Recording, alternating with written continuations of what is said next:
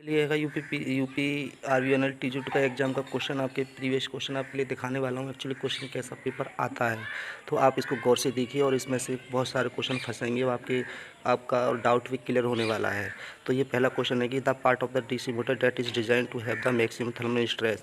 अब ये question depend करता है कि फील्ड वाइंडिंग से कम्यूटेटर हो सकता है, क्योंकि फील्ड वाइंडिंग भी रहेगी तो उस पर वो भी हीट होती है और कम्यूटेटर भी हीट होता है। तो अगर इसमें ये दोनों ऑप्शन आते तो आपको कम्यूटेटर लेना, अगर कम्यूटेटर इसमें नहीं दे रखा होता तो आप फील्ड वाइंडिंग ले सकते हो, क्योंकि सारा ईएमएफ जो होता है हमारा फील्ड वाइंडिंग में ही जनरेट होता है, वहीं से हम आउटपुट लेते हैं। अगर हम आउटपुट पर जितना हम लोड देंगे वो भी सब इस पर डिपेंड करता है कि फील्ड वाइंडिंग पे ही उस पर सारा लॉसेस जो होता है, कॉपर लॉसेस भी होता है उस बाइंडिंग में होता है। तो उस बाइंडिंग में जब कॉपर लॉसेस होगा तो वहीं पे हमारा आई स्क्वायर आर लॉसेस होगा, तो उसी से हमारी हीट बढ़ती है। तो ये डिपेंड करता है कि क्वेश्चन में हमारे लिए क्या दे रखा है। इन्होंने कम्यूटेटर दिया तो कम्यूटेटर इनका मानना पड़ेगा। अब ये क्वेश्चन दे रखा है दूसरा है कि दिए गए सर्किट में 470 ओम के रेजिस्टेंस से होकर कितनी धारा प्रवाहित होगी। इसमें हम देखे जाए तो ये हमारा कितना है, ये 5 और 3 फाइव वोल्ट हो गया, 3 हो गया, ये प्लस से बाहर निकल रही है हमेशा। मतलब इस सर्किट में आपके लिए जो वोल्टेज की और रेजिस्टेंस की अगर आपके लिए डायरेक्शन लेनी है, इसके दो तरीके होते हैं, लेकिन एक सबके आपके लिए सबसे बेस्ट रहेगा वो रहता है कि अगर हमारी वोल्टेज को हम वोल्टेज की तरफ से देखे जाए, अगर हमारा पॉजिटिव से निकल रहा है तो पॉजिटिव लेंगे, और हमारा अगर वोल्टेज हमारी करंट नेगेटिव से निकल रही है तो हम नेगेटिव लेते हैं साइन। तो यहाँ से पॉजिटिव निकल रही है तो 5 वोल्ट हो गई, ये भी पॉजिटिव निकल रही है 3 वोल्टेज, तो ये भी ऐड हो जाएगी। इसके बाद ये भी करंट हमारी पॉजिटिव से निकल रही है, ये माइनस से निकल रही है। 5 और 3 कितना हो गया, 8 हो गया, 8 और 2 10 हो गया, 10 में से 1 जाएगा तो -9 हो जाएगा। अब आई बराबर V/R होता है, तो आई बराबर V/R होता है, तो आर हमारा आई बराबर V/R तो वोल्टेज 9 वोल्ट अगर हम 470 को देंगे तो हमारा 19.15 मिली एम्पियर की करंट हमारा आएगा सर्किट में। इसके मापन इंस्ट्रूमेंट का व्यापक रूप से क्लासिफिकेशन जो है, हमारा एब्सोल्यूट इंस्ट्रूमेंट होता है, एक सेकंड इंस्ट्रूमेंट होता है। एब्सोल्यूट इंस्ट्रूमेंट जो हमारा होता है प्रयोगशाला में हम यूज़ करते हैं, ये हमारी फिक्स वैल्यू होती है, आइडियल होती है, हम इसको स्टैंडर्ड मान सकते हैं और मानते भी हैं। और जो सेकंड इंस्ट्रूमेंट होता है उसकी सिर्फ उसके पास में जाकर होता है, इसको हम प्रैक्टिकली यूज़ करते हैं सेकंड इंस्ट्रूमेंट के लिए। और हमारे ये नीचे दिए गए सर्किट में सर्किट द्वारा अवशोषित की गई ऊर्जा ज्ञात कीजिए।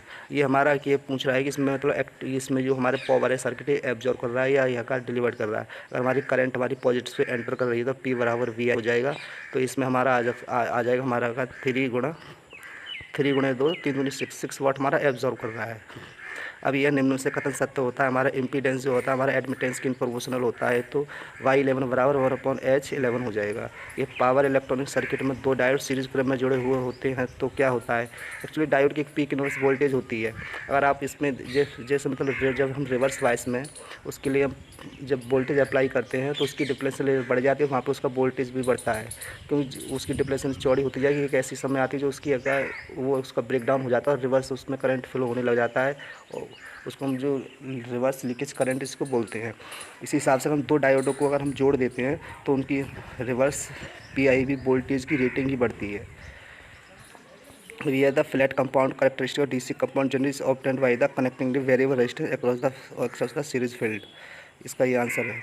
इसके बाद है high pressure mercury vapour lamp. एक प्रकार क्या होता है, ये LED तो होती नहीं है, LED हमारी एक सबसे कम कंज्यूम हमारी पावर कंज्यूम करती है, फ्लोरेसेंट ट्यूब इंडिकेशन।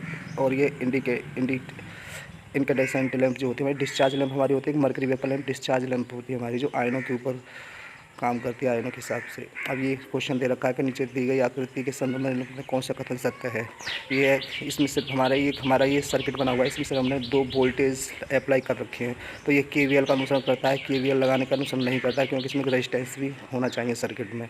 ये KCL का अनुसरण करता है। KCL हमारा सिर्फ नोड पे अप्लाई होता है और ये हमारा लूप बना हुआ है, तो ये KCL का उल्लंघन करता है। जब KCL का इसमें हमारे लिए करंट लॉ का इसमें कहीं हमें कुछ दिख ही रहा है, यहाँ कोई जंक्शन ही नहीं बना हुआ है, तो उससे तो इसका कोई मतलब ही नहीं है। ये KVL का उल्लंघन करता है, ये सच बात है। अगर हमारे KVL अगर हमें अप्लाई करना है तो पहली बात हमारा क्लोज लूप होना चाहिए, और ये हमारी जो वोल्टेज लगी हुई है साथ हमारा रेजिस्टेंस में ये होना चाहिए, रेजिस्टेंस यहाँ पे होना ही चाहिए।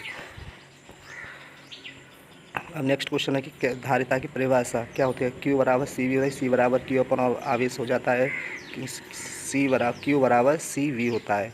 अगर हम यहाँ लगाएंगे तो आवेश बटे विभवांतर हो जाएगा, Q/वोल्टेज हो जाएगा। इसका क्वेश्चन है कि what is the value of the relative permeability of vacuum with reference to itself. जो हमारी अगर रिलेटिव परमेबिलिटी हम विद रेस्पेक्ट में जो लेते हैं तो हमारी वैक्यूम की हमारी हमेशा बनी आती है, बन होती है, स्टैंडर्ड है। The quantity of the permanence is reciprocal. Permanence ही हम परमानेंस हमारे किसके इम्प्रपोर्शनल होता है, रिलेक्टेंस के होता है। रिलेक्टेंस क्या होता है, अपोज। रिलेक्टेंस क्या होता है, एस। रिलेक्टेंस होता है oppose the setup of the magnetic flux in the iron core. मतलब आयरन कोर में हम जो करंट फ्लो करते हैं, हमारा जो मैग्नेटिक फ्लक्स होता है उसका अपोज करता है। जस्ट लाइक जैसे कि हमारा कंडक्टर होता है तो उसमें हम करंट फ्लो कराते हैं, रेजिस्टेंस उसका अपोज करता है इलेक्ट्रॉन फ्लो होने का। उसी तरीके से ये भी होता है हमारा रिलेक्टेंस, जो मैग्नेटिक सर्किट में फ्लक्स सेटअप होने का अपोज करता है। लेकिन उस अपोज का जो अपोज करता है, अगर उसका जो इसकी एक क्वालिटी होती है इलेक्ट्रिक मटेरियल की, कि उसमें आराम से बहुत कम करंट फ्लो करने के बाद, बहुत कम से कम करंट फ्लो करेंगे उसमें तो भी मैग्नेटिक फ्लक्स सेटअप हो जाएगा। तो जो मैग्नेटिक फ्लक्स को सेटअप करने का जो हेल्प करता है उसको हम क्या परमानेंस बोलते हैं। तो इसका ये इम्प्रोपोर्शनल होता है। ये रजिस्टिविटी की ऐसा यूनिट पूछ रहा, ओम मीटर होती है, आपको सबको पता ही है। अब ये what does the following diagram represent, ये जो हमारा सर्किट है क्या क्या शो कर रहा है, ये एक नेटवर्क है और ये कोई सर्किट नहीं है। नेटवर्क काफ़ी बड़ा होता है। और ये जो क्वेश्चन है आयताकार, ये रेजिस्टेंस का मान पूछ रहा है, मैं आपके लिए उसको सॉल्यूशन करके बताऊंगा। ये the extra super cable are use for the voltage level at is beyond की, जो हमारी एक्स्ट्रा सुपर केबल की जो वोल्टेज रेटिंग होती है वो हमारी रहती है 132 केवी से ऊपर रहती है, 132 KV. Which of the following is not a part of illumination system. इसका कौन सा पार्ट नहीं, लैंप होता है, नेचुरल रेडिएशन भी होता है, फोटोमेट्री भी होती है, लेकिन temperature does not depend. Illumination का टेम्परेचर नहीं है, part of the illumination system की बात कर रहा है। एक चालक गोल अंदर के, एक जैसे हमारा कंडक्टर है वो गोल है, तो उसके अंदर हमारी कौन सी चीज़ हमारी कांस्टेंट रहती है, कौन सी नहीं रहती है। जो हमारा वोल्टेज हमारा रहता है, एक स्फीयर अगर हमारा बनाओ उसके अंदर का वोल्टेज और उसके आउटर सरफेस का वोल्टेज दोनों का सेम रहता है। लेकिन इलेक्ट्रिक इंटेंसिटी मतलब विद्युत तीव्रता, चार्ज, फ्लक्स, ये सारी चीज़ें क्या होती है, जीरो होती हैं अंदर। What is the major disadvantage of the linear power system. जो हमारा लीनियर पावर सिस्टम का जो होता है उसका एडवांटेज क्या होता है, उसकी ओवरऑल इफिशियंसी होती है हमारी बहुत कम होती है, 30 से 60% होती है। दिए गए चित्र में Q1 का मान निकालिए। Q1 का मान निकलवा रहे हैं, यहाँ से पैरेलल में लगी हुई है, तो यहाँ से हमारा यहाँ से वोल्टेज हमारा सब पे क्रॉस जाएगा और Q बराबर C लगाएंगे तो हमारे ये 2500 माइक्रो कूलम हमारा आंसर आ जाएगा। ये है कि वोल्टेज का वोल्टेज क्या होती है, वर्क डन पर कूलाम होती है, वर्क डन पर कूलाम। और कूलाम वर्क की इकाई ये क्या होती है, जूल होती है, तो जूल पर कूलाम हो जाएगा। एसी केबल की करंट डेंसिटी बताइए।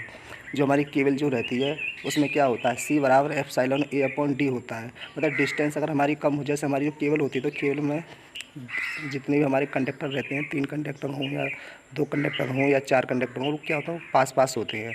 अगर हमारी डिस्टेंस हमारी कम हो रही है तो हमारा कैपेसिटेंस बढ़ेगा। और C बराबर क्या होता है, 2πf CV², मतलब चार्जिंग करंट रहती है। तो हमारी उसकी कैपेसिटी होती है, चार्जिंग करंट उसकी बढ़ती है तो हमारा वहाँ पे हीट लॉसेस होता है, तो उसको हमें कम की जाती है। अगर हम चार्जिंग करंट कम से कम कर देंगे तो उसकी कैपेसिटी बढ़ जाएगी, क्योंकि चार्जिंग करंट से वो होगा हीट होता है। और हमारी अंडरग्राउंड केबल होती है उसमें हमारा कैपेसिटेंस सबसे ज़्यादा होता है, और ओवरहेड ट्रांसमिशन लाइन में हमारा इंडक्टेंस सबसे ज़्यादा होता है। प्राइमरी सेल के बारे में निम्न में से क्या सही है। ये अगर इंडक्शन सिद्धांत पर काम करते नहीं करते हैं, या ऊष्मा सिद्धांत पर काम करते नहीं करते, ये फिर से चार्ज करने लायक होते हैं नहीं होते हैं, ये फिर से चार्ज करने लायक नहीं होते हैं। प्राइमरी सेल जो होता है हमारे, फिर से हम उनको चार्ज नहीं कर सकते हैं, सिर्फ और सिर्फ उनको मैं कहा यूज एंड थ्रो में हम यूज लेते हैं प्राइमरी सेल को। और जो सेकेंडरी सेल होते हैं उनको मैं रिचार्जेबल होते हैं, उनको दोबारा से हम चार्ज भी कर सकते हैं, डिस्चार्ज फिर चार्ज, डिस्चार्ज चार्ज। ये वेरिस्टर क्या है, एक वेरिस्टर हमारे क्या होता है, वोल्टेज, एक वेरिस्टर को मैं कहा VDR भी बोलते हैं, वोल्टेज डिपेंडेंट रजिस्टर बोलते हैं इसके लिए। ये नॉन लीनियर एलिमेंट होता है और ये इसका टेम्परेचर कोफिशिएंट प्लस में भी जाता है, माइनस में भी आता है, क्वेश्चन पे डिपेंड करता है, लेकिन सबसे ज़्यादा इसको नेगेटिव टेम्परेचर कोफिशिएंट में भी इसको लेते हैं। ये का स्क्रू को कसने और ढीला करने के लिए उपयोग किए जाने वाले उपकरण को क्या कहा जाता है। ये तो बहुत सिंपल क्वेश्चन है, आपको पता होगा कि स्क्रू ड्राइवर पेचकस से हमें कहीं स्क्रू के लिए कसते हैं और ढीला करते हैं। ये SI पद्धति में विद्युत आवेश की मूलभूत इकाई क्या होती है, कूलाम होती है। मूलभूत इकाई क्या होती है हमारी, कूलाम होती है।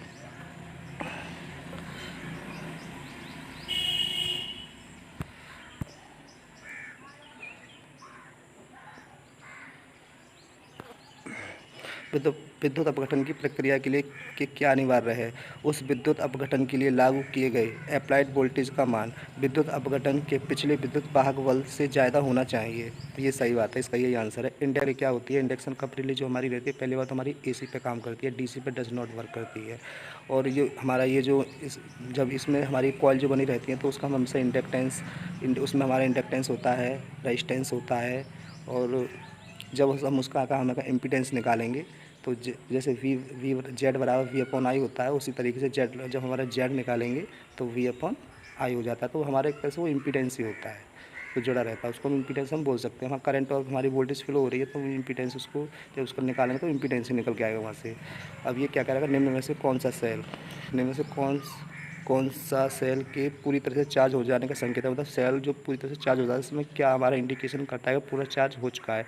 वजन से वजन कोई फ़र्क नहीं पड़ेगा, टेम्परेचर से नहीं, वॉल्यूम से नहीं, जो गैस है उसमें जो बुलबुले जो निकलते हैं उससे हम पता पड़ जाता है कि हाँ हमारी बैटरी पूरी फुल्ली चार्ज हो चुकी है, उसमें निकलते हैं। तो क्या विद्युत अपघटन की घटना किसके द्वारा कंट्रोल की जाती है? न्यूटन के विद्युत अपघटन, न्यूटन का पहली बात तो विद्युत अपघटन नियम है ही नहीं है। किरचॉफ के विद्युत अपघटन, इस किरचॉफ का ये नियम है ही नहीं है। केपलर का विद्युत अपघटन ये भी नहीं है। फैराडे के विद्युत अपघटन नियम द्वारा, यही इसका लॉ है, फैराडे का विद्युत अपघटन नियम, उसी के अकॉर्डिंग हमारी बैटरी, हमारी इलेक्ट्रोप्लेटिंग सारी चीज़ें काम करती हैं। ठीक है। टू पोर्ट नेटवर्क में जेड पैरामीटर के अन्य नाम को क्या कहते हैं? ओपन सर्किट इम्पीडेंस पैरामीटर बोलते हैं। विद्युत सर्किट में वह बिंदु जहाँ पर दो या दो से अधिक एलिमेंटों का कॉमन कनेक्शन होता है उस किस नाम से जाने जानते हैं हम? ये हमारा एक तरह से ये जो नोड है ये हमारा केसीएल जो होता है, केसीएल ही होता है। विद्युत सर्किट में वह बिंदु जहाँ दो या दो से अधिक, अगर हमारे दो या दो से अधिक हमारे मिनिमम दो एलिमेंट हैं, दो या दो से अधिक है तो मानी मिनिमम दो रिक्वायरमेंट है, तो सेंटेंस स्टार्ट यहीं से होता है कि वह पॉइंट, वह जंक्शन जहाँ पर दो या दो से अधिक एलिमेंट लगे हुए हैं तो उसको हम नोड बोलते हैं। और वहाँ पे तीन या तीन से चार एलिमेंट होते हैं, उसके लिए हम क्या बोलते हैं? जंक्शन बोलते हैं। एक नोड होता है, एक जंक्शन, और जंक्शन के लिए मिनिमम तीन या तीन से चार एलिमेंट होने चाहिए, और नोड के लिए मिनिमम दो या दो से अधिक होने चाहिए। और लूप क्या होता है हमारा? ये क्लोज लूप, क्लोज पाथ जो होता है हमारा, उसमें रेजिस्टेंस एंड हमारा रेजिस्टेंस मतलब लॉसेस करने वाला रेजिस्टेंस होना चाहिए, और बैटरी हमारी होनी चाहिए और क्लोज होना चाहिए, हम उसको बोलते हैं लूप। ठीक है, क्लोज सर्किट, वहाँ पे हमारा केवीएल लगता है। और दूसरा हमारा मैश है। अब मैश भी होता है, यही मैश भी क्लोज ही होता है। मैश में और लूप में अंतर क्या होता है कि जो हमारा लूप है, लूप हमारा कभी मैश नहीं हो सकता है, लूप हमारा कभी मैश नहीं हो सकता, लेकिन हमारा मैश लूप हो सकता है। वो हमारा जो हमारा मैश होता है हमेशा वो इंडिपेंडेंट होता है, और जो हमारा लूप मैश इंडिपेंडेंट होता है, और जो लूप रहता है, लूप किसी से भी टच हो वो होता ही है। लूप जैसे अगर हमारे तीन, हम ये आपके लिए दिखाता हूँ। हाँ, इस तरीके से ये बना हुआ है, ये दो बॉक्स बना दिए मैंने, तो एक तरह से एक दो और ये पूरा तीन, एक तरह से इस फिगर में तीन तो हमारे हो गए, लूप हो गई। ठीक है, लेकिन इसमें मैश हमारा कितना है टोटल? हम इसको लेंगे, पूरा लेंगे, ये इंडिपेंडेंट होता है, दूसरे से टच नहीं होता है, तो ये हमारा हो जाएगा मैश। ठीक है, ओके। अब ये कह रहा है कि निम्न में से कौन सा अर्थ कंट्रोल रेक्टिफायर डिवाइड सीरीज से संबंधित नहीं है? मॉसफेट, स्टैटिक इंडक्शन थायरिस्टर में कौन सा अर्थ कंट्रोल डिवाइस नहीं है जो कंट्रोलिंग जो होती है?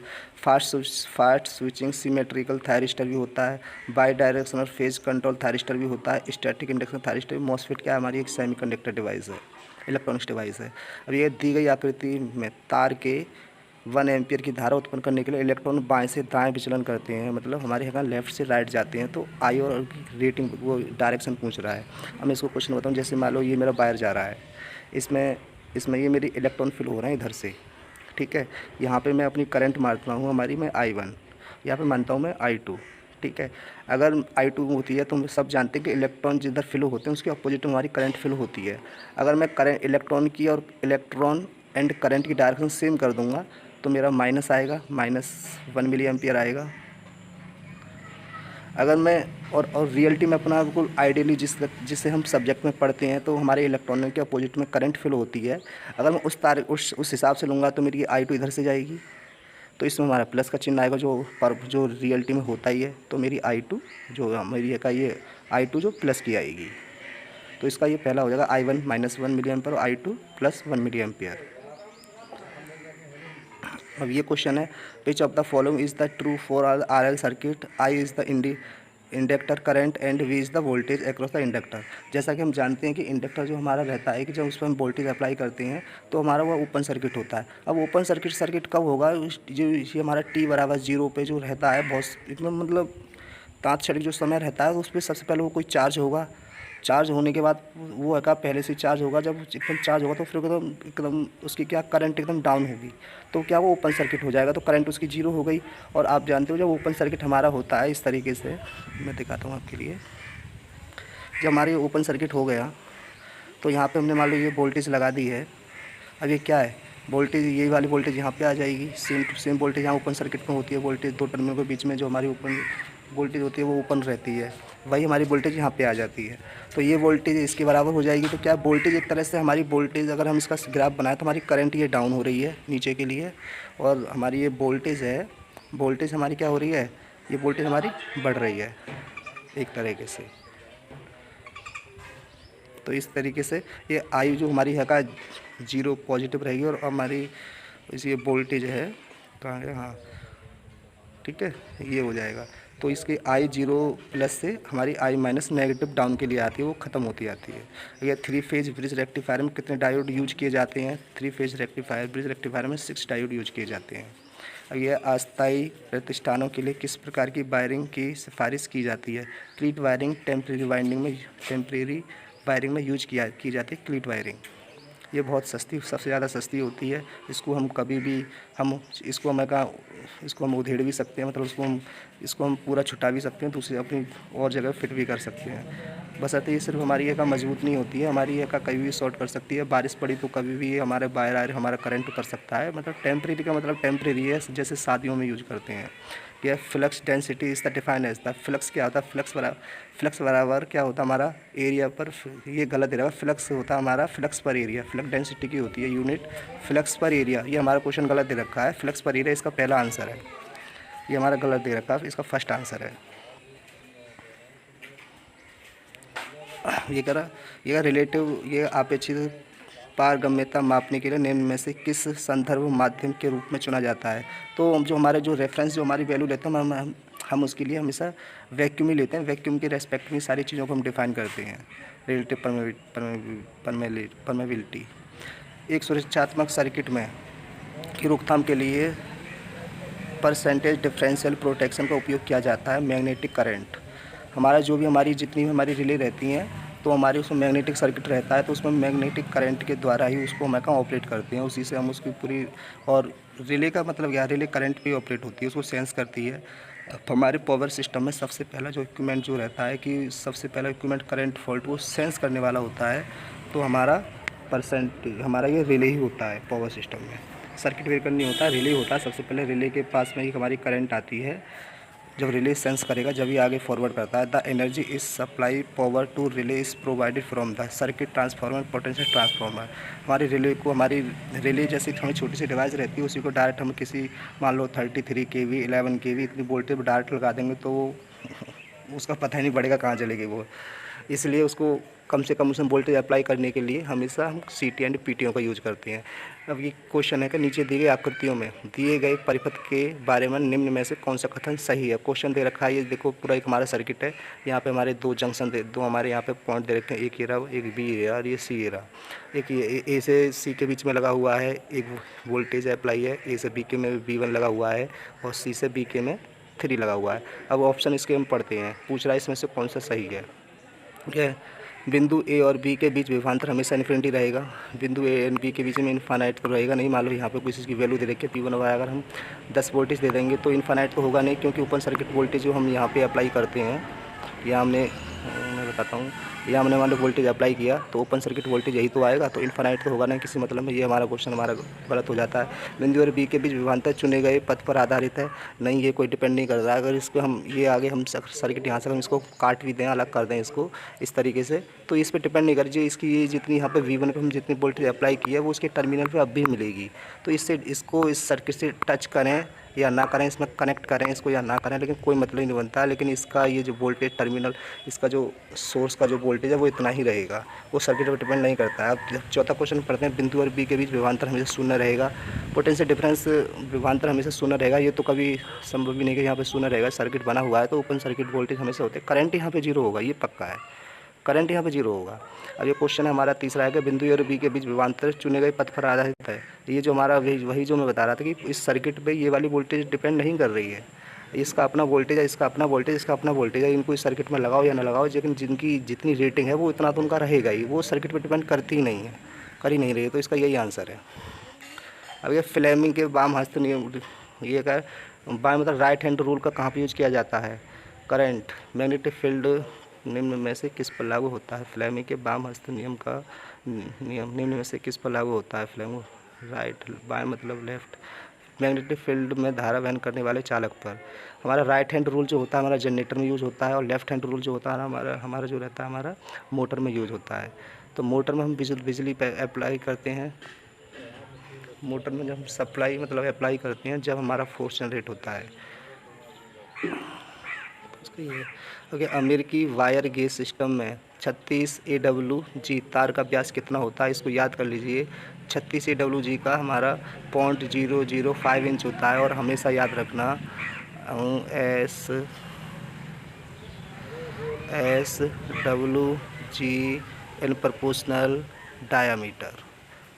ठीक है, ये इसका फॉर्मूला होता है, मतलब जितना हमारा SWG ज़्यादा होगा उसका डायामीटर उतना ही, उसकी मोटाई उतनी ही कम होगी वायर की। और ये what will be the transient response of a pure resistive circuit. हमारा रजिस्टिव सर्किट जो होता है उसमें ट्रांजिएंट होती ही नहीं है, सिर्फ हमारी ट्रांजिएंट कंडीशन हमारी एक एल सर्किट में होती है, और एल में होती है एंड सी में होती है, आर में 0 होती है। No transient condition will occur, इसमें नहीं होती हैं, रजिस्टिव सर्किट में नहीं होती हैं। अब ये क्वेश्चन है दिए गए आरेख में 10 ओम रजिस्टेंस में वोल्टेज ड्रॉप बताइए। अब मैं इसका सीधा सा क्या, ये हमारे 3 रजिस्टेंस आर है, 15 है, 15 ओम का रजिस्टेंस है, 15 ओम का रजिस्टेंस, ये हमारे पैरेलल में लगे हुए हैं। ठीक है, लेकिन उससे पहले उसकी पैरेलल के बीच हमारे ये 10 ओम का रजिस्टेंस लगा हुआ है। अगर मैं अपना यहाँ से करंट, उन्होंने पहले ही बता दिया कि इसमें 1.5 ओम की करंट हो रही है, तो ये पूछा 10 ओम की रजिस्टेंस में वोल्टेज कितनी है। तो इसमें मैं लगा सकता हूँ V बराबर IR। यहाँ से ये करंट है, ये सीरीज़ में, तो करंट यहाँ से होती हुई करंट यहाँ से एंटर करेगी, यहाँ से एंटर करेगी, जब अपने यहाँ पे तीनों डायरेक्शन में फिर इधर आएगी, फिर ये 10 करंट जाएगी इधर। ठीक है, तो इसमें लगा सकता हूँ मैं V बराबर 10 गुणा 1.5, आंसर आ जाएगा 15 वोल्ट। अब ये क्या करा, अल्टरनेटर की फ्रिक्वेंसी में गिरावट को किसके द्वारा एडजस्ट किया जाता है। एक्चुअली अल्टरनेटर की जो फ्रिक्वेंसी रहती है हम जानते हैं, जो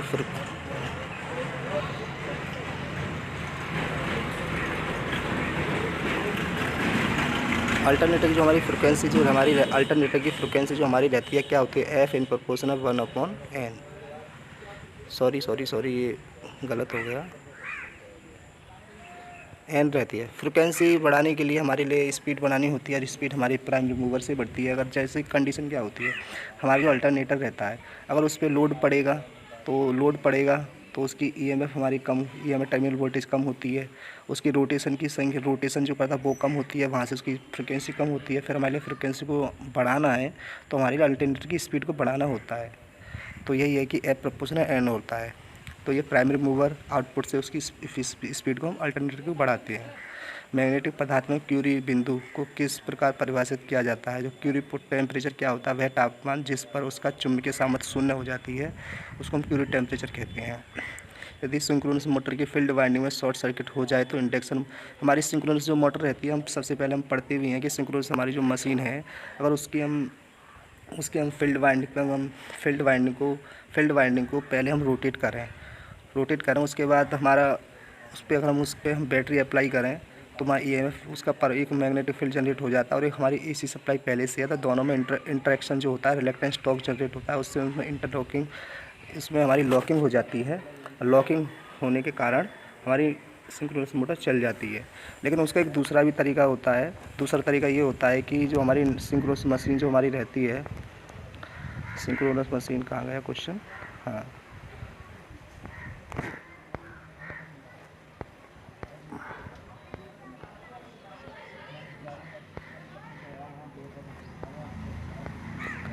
सिंक्रोनस मशीन ये रही।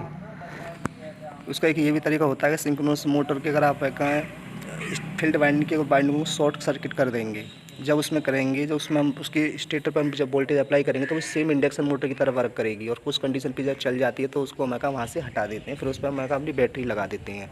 तो यही है कि यदि सिंक्रोनस मोटर की फील्ड वाइंडिंग को शॉर्ट सर्किट हो जाए तो इंडक्शन मोटर के रूप में वो कार्य करती है। अब ये 50वां जो क्वेश्चन है मैं आपके लिए इसको कराऊँगा, बाद में इस क्वेश्चन को मैं कराऊँगा। अभी मेरे पास है नहीं है, सिर्फ मैं फ़ोन से ही बोल रहा हूँ। एक्चुअली मैं वो लेके आना चाहता हूँ, मैं सामान लेके आ रहा हूँ, अभी आया नहीं है मेरा, जैसे ये कराऊँगा। इंडक्शन मोटर का पावर फैक्टर निम्न में से कौन से व्यंजक हैं? इंडक्शन मोटर क्या होता है? सक्रिय पावर बट्टे आभासी पावर, ये इंडक्शन मोटर का शक्ति घटक है। ये किसी का भी ये लगा देना इसे। विच of the following lamp is given the highest efficiency? LED की हमारी सबसे ज़्यादा इफिशियंसी होती है, सीएफएल की उससे कम होती है, सबसे ज़्यादा हमारी एलईडी की होती है। ये है लैंप इफिशियंसी शब्द को रूप में परिभाषित किया गया, कुल उत्सर्जित ज्योति फ्लक्स बट्टे कुल लैंप पावर इनपुट। क्या होता है? आउट इफिशियंसी का सिंपल सा फॉर्मूला, किसी की भी इफिशियंसी आउटपुट अपॉन इनपुट, और इसमें आउटपुट क्या होता है? ज्योति फ्लक्स ही रहेगा, जो कि हम प्रकाश के रूप में जनरेट होता है, प्रकाश आएगा, और बट्टे कुल लैंप को इनपुट पावर, मतलब हमारी हमने लैंप को सप्लाई कितनी दी और उससे हमारी आउटपुट कितनी लग रही है, उसको एफिशिएंसी बोलेंगे। आउटपुट अपॉन इनपुट हो जाएगी, तो ये इसका आंसर हो जाएगा तीसरा। अब ये क्या है? नीचे दिए गए चिन्ह निम्न में से किस रूपित करते हैं? एक्चुअली ये चिन्ह होता है, सबसे पहले आप इसमें मैं आपको थोड़ा आइडिया देता हूँ।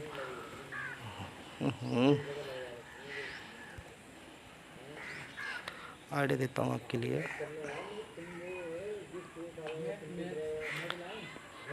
ये जो क्वेश्चन है आपके लिए, मैं इसमें थोड़ा आइडिया देता हूँ। क्वेश्चन ये आपको कैसे सॉल्व करना है। देखो ये इसमें ये बना हुआ है, इसमें ये बॉक्स सा बना हुआ है। एक्चुअली ये हमारा सिंबल होता है, ठीक है। ये इसमें ये जो तीर का निशान होता है, अगर इसमें ये तीर का निशान जा रहा है तो इसको हम बोलते हैं करंट सोर्स, ठीक है। अगर हमारा इस पर प्लस माइनस बना हुआ है, सबसे पहले इस बॉक्स के अंदर ही देखना है। अगर इस पर प्लस माइनस का बना होता है, ये हमारा वोल्टेज सोर्स हो गया, ठीक है। उसके बाद इसमें ये जो यहाँ पे ये के साथ में ये वैल्यू दे रखी होती है, छोटी वाली जो IX लिखी हुई है, ये वाली वैल्यू, ठीक है। इससे डिपेंड करते हैं कि ये किस पे डिपेंड है, मतलब ये किस पे डिपेंड है। ये एक तरह से हमारी ये सोर्स हो गया कि ये वाला सोर्स है, तो यहाँ से हम पहचान सकते हैं कि करंट सोर्स है। अब यहाँ पे जो दे रखा है, इससे पता पड़ता है कि ये सोर्स किस पे डिपेंड है। तो यहाँ पे IX दे रखा है, तो एक तरह से ये करंट सोर्स और करंट कंट्रोल्ड है, मतलब करंट सोर्स और ये करंट पे ही डिपेंड है सोर्स। और यहाँ पे V होता तो करंट, और यहाँ पे IX की जगह पे V होता हमारा, तो करंट सोर्स वोल्टेज डिपेंडेंट हो जाता, हमेशा याद रखना।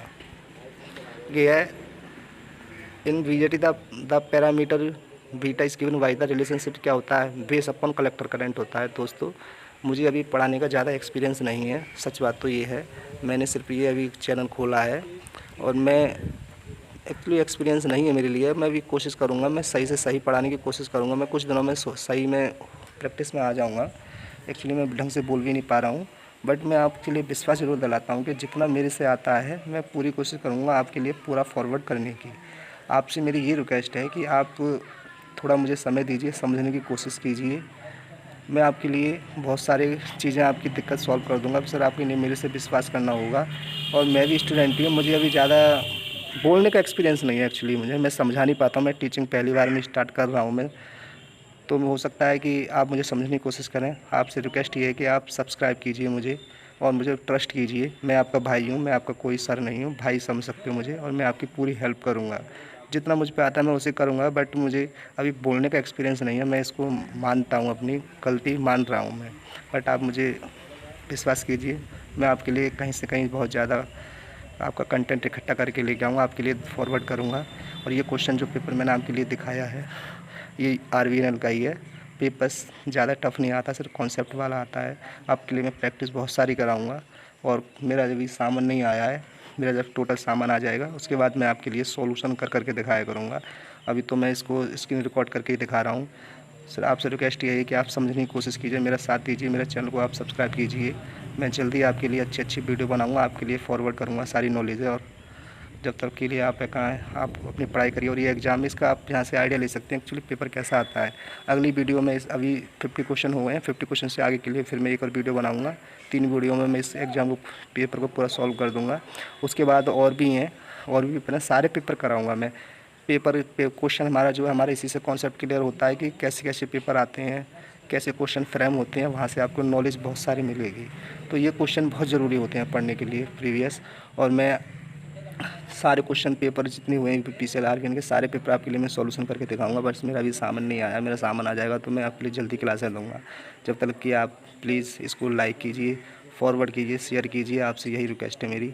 और मैं जल्दी मिलता हूँ आपकी नेक्स्ट वीडियो में। अगली वीडियो अभी डाल दूँगा, मैं कुछ शाम को डाल सकता हूँ, इसकी शाम को डालूँगा इसकी वीडियो, सेकंड वीडियो आपके लिए। जब तक कि ये थैंक यू, बाय, टाटा। आप पढ़ाई कीजिए।